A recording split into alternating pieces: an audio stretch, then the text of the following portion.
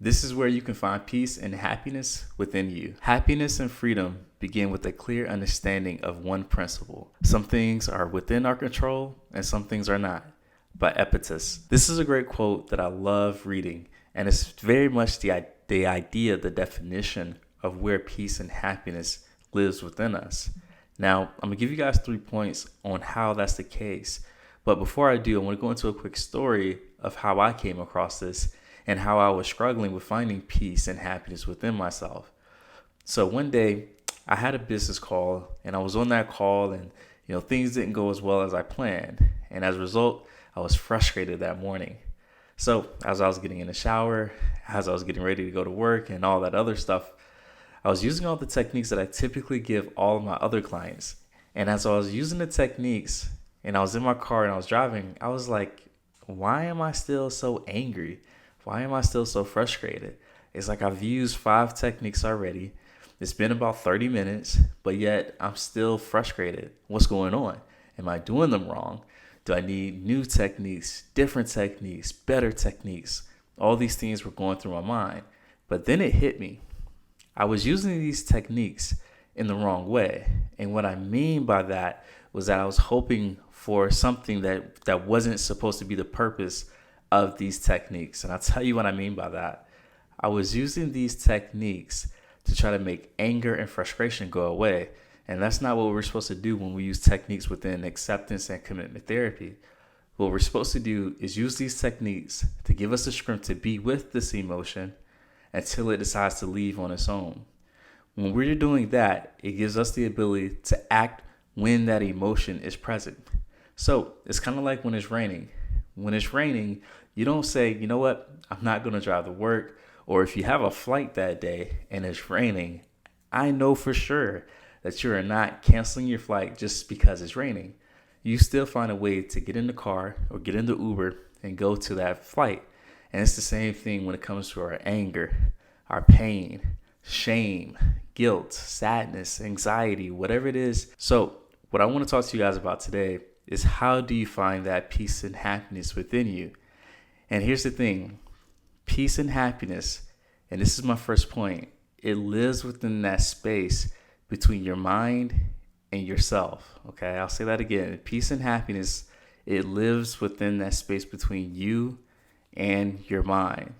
The more connected you are to your thoughts, the more your thoughts tend to have control over you. If you believe everything that you think, trust me when I say that you will have a very, very poor belief system. You may take actions that you will later tend to regret. There's so many things that will come at a cost because you're believing and you're so connected to everything that your mind is saying. Now, is the mind a bad thing? Is it a bad person? No, it's not. It's very natural for it to try to protect you. And again, it will tell you every nasty thing that it can to get you to comply with what they think is in your best interest. So what we want to do is we want to put space between these things. It's kind of like this. I want you to have this image in your mind. Imagine if I was 6 inches away from your face and I screamed at the top of my lungs. That would probably shake you up a little bit. You'll probably, maybe jump a little bit, be a little startled, right? But if I yelled if I yelled at you, for let's say 600 yards away, so 6 football fields, and I yelled at you from the top of my lungs, would you have that same effect, all right? Would you have that same reaction as if you did when I was just 6 inches from your face? And the answer would be no. And the reason why is because there's a lot of space between you and me at that time. And that's what we want to do. We want to put space between you and your mind so that when your mind is telling you all these things, you don't have to be so startled by everything that it says. You don't have to give your attention to every negative thing, every bad outcome that could happen, right? You don't have to put all your focus onto those things. And that's where the peace and the happiness lives. Because when I realize that my mind can say whatever it wants, and I can decide whether or not I want to believe it, whether or not I want to focus on it, it then gives me the freedom to then decide, what do I want to do next? Who do I want to believe? Do I want to believe me or do I want to believe my mind? That is the option that we have each and every day. But if we're not careful, if we haven't practiced things like mindfulness, then we will take action on everything that the mind says, for good or for worse. And that's not the type of relationship that we want to have with our mind, because at that point, you become a slave to your own mind.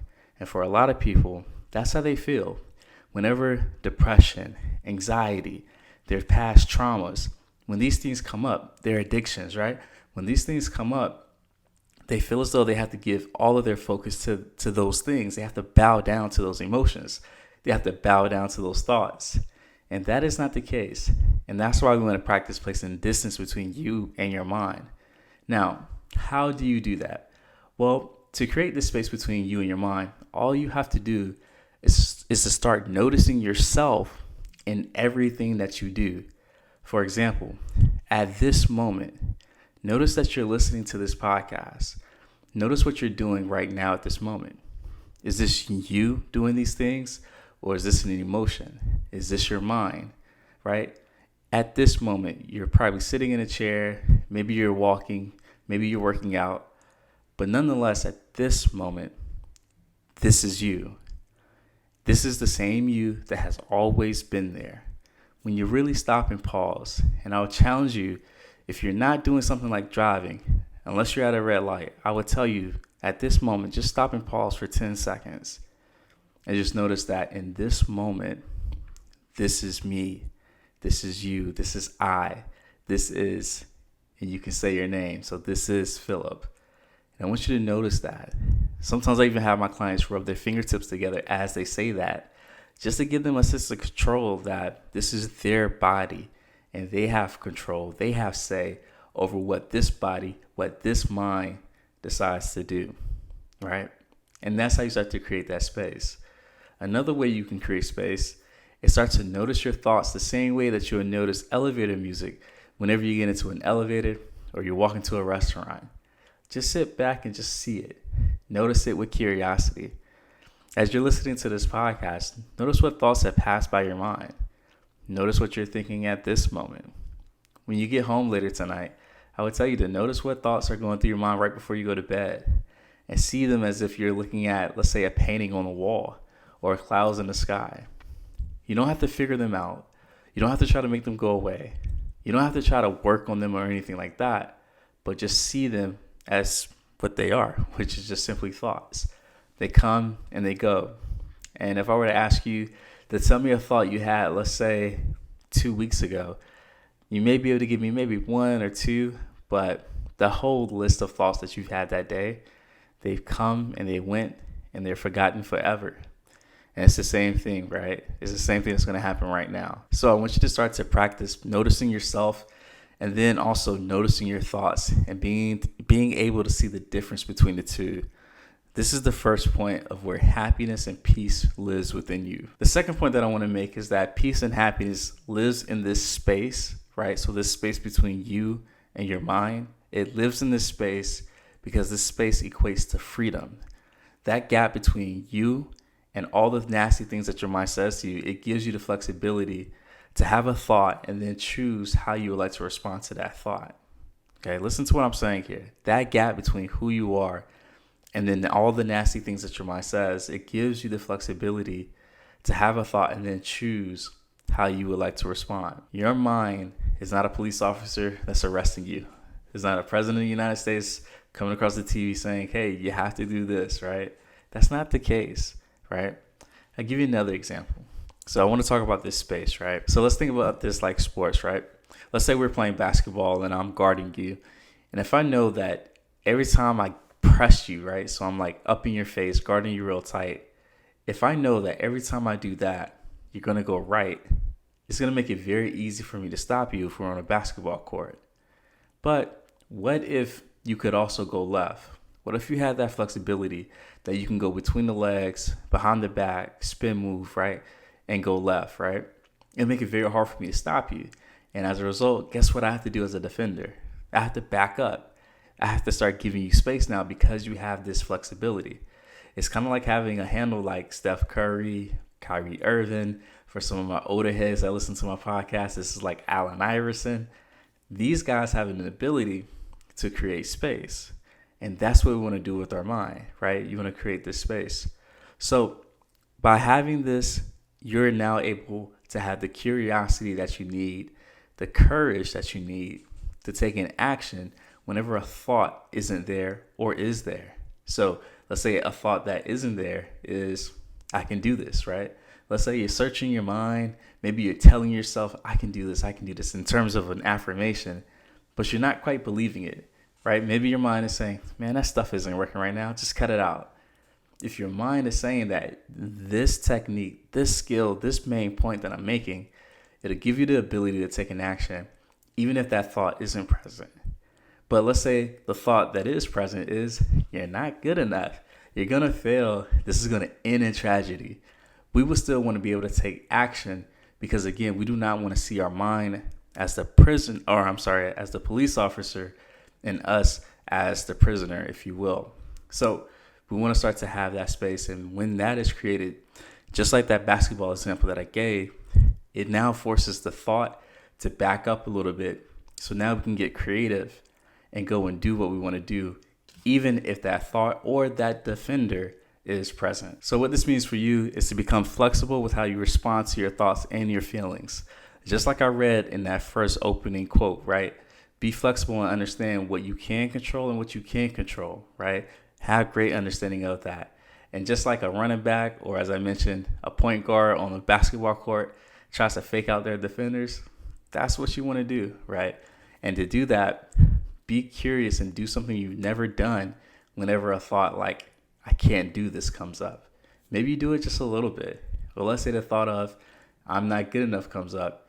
Maybe you still put yourself out there, and whether you ask for the raise, ask that girl or that guy out, or you start raising your prices, it can be so many things, okay? And then my main point number 3, when you create this space, if you really want to find peace and happiness, find a way to engage within your values when this space is created. Because here's the thing, you have two options. You can either live in your head or you can live in your values. And to live in your values, it doesn't take much, let's say, action, if you will. And as a result, I'm going to give you a challenge. Within 24 hours of listening to this podcast, so yes, look at the time, notice the day. Within 24 hours of this podcast, I want you to act in accordance. I want you to act in alignment with one of the values that you deeply, deeply have. And to do this, it doesn't take much effort, okay? I'll give you an example. Let's say I'll use a personal value. So one of my personal values when it comes to my career is hard work, okay? It's hard work. Now, when it comes to that value, there's not a thing that I need to accomplish per se, like check off and then it's done, because hard work is an ongoing value. And to be working hard, I can access that value in an instant. What that may look like is me editing this podcast, me doing this podcast. Maybe that's me setting up some emails for the week. All these things equate to working hard, right? It doesn't take long to do that. I can give you another value. One value that I have is adventure when it comes to leisure time.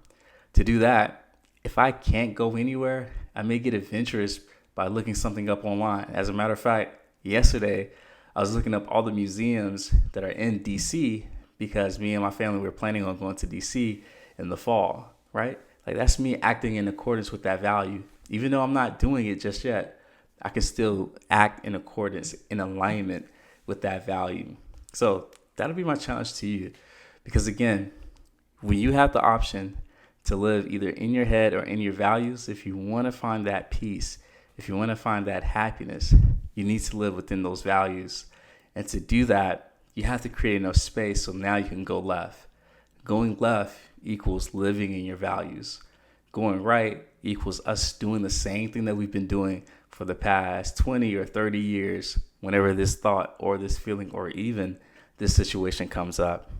So I want to capitalize and restate these 3 points that I want to make or that I have made when it comes to creating that happiness and that peace. So point number 1, peace and happiness lives in the space between you and your mind. The more connected you are to your thoughts, the more your thoughts have control over you.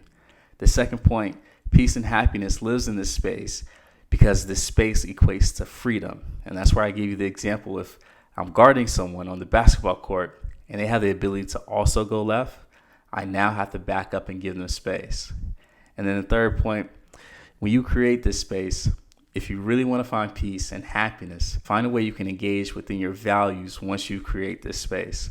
And I want you guys to do something that's aligned with your values within 24 hours of listening to this podcast. So with that being said, guys, thank you for checking this out.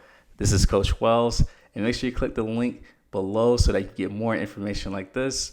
And also don't forget to subscribe to this podcast. All right, guys, I'll see you later.